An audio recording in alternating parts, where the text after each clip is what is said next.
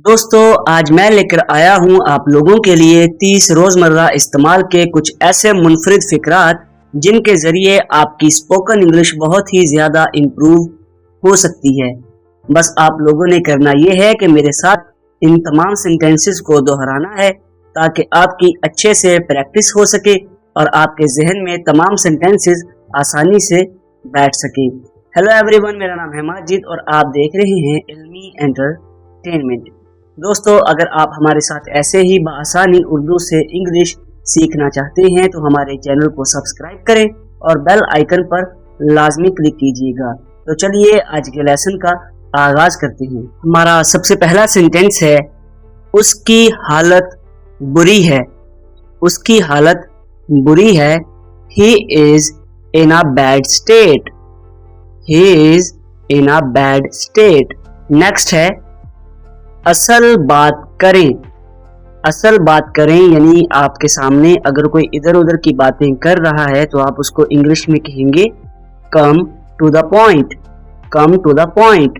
Next है, वो बहुत चालाक है।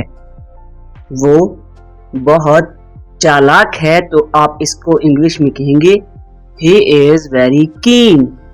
He is very keen. Next है, ये सिर्फ एक बात है। ये सिर्फ एक बात है तो आप इसको इंग्लिश में कह सकते हैं it's only a talk. It's only a talk. Next है, ये महज एक अफवाह है। ये महज एक अफवाह है तो आप इसको कहेंगे it's merely a rumour. It's merely a rumour. Next है, ज्यादा जरूरी क्या है यानी कौन सा काम ज्यादा जरूरी है तो आप कहेंगे what is more compulsory. What is more compulsory. Next है, मेरे पास एक पैसा भी नहीं है। मेरे पास एक पैसा भी नहीं है तो आप कहेंगे I don't have even a Penney. I don't have even a Penney. Next है, इसे हल कैसे किया जाए। इसे हल कैसे किया जाए यानी इस मसले को कैसे हल किया जाए तो इसको हम कहेंगे how to solve it. How to solve it. Next है, अब क्या किया जाए। अब क्या किया जाए तो हम इसको इंग्लिश में कहेंगे what to do now. What to do now. Next है, वो फिजूल खर्च है। वो फिजूल खर्च है तो हम इसको कहेंगे he is a spendthrift। फजूल खर्च यानी spendthrift। he is a spendthrift। Next है, मुझे आपकी हमदर्दी की जरूरत है। मुझे आपकी हमदर्दी की जरूरत है। I need your sympathy। I need your sympathy। Next है, अपनी अक्ल इस्तेमाल करें। अपनी अक्ल इस्तेमाल करें तो हम इसको कहेंगे use your wits. Use your wits. Next है, अब ये आप पर है यानी अब ये काम आपके स्पुर्द है तो हम इसको कहेंगे it is on you now. It is on you now. Next है, तुम भी मेरी तरह हो यानी तुम्हारी आदत मुझसे मिलती हैं तो हम इसको इंग्लिश में कहेंगे you are like me. You are like me. अगला हमारा सेंटेंस है, मुझे कुछ वक्त चाहिए। मुझे कुछ वक्त चाहिए तो हम इसको कहेंगे I need some time. I need some time. Next है, इस बारे में सोचते रहो। इस बारे में सोचते रहो तो हम इसको कहेंगे कीप थिंकिंग अबाउट इट।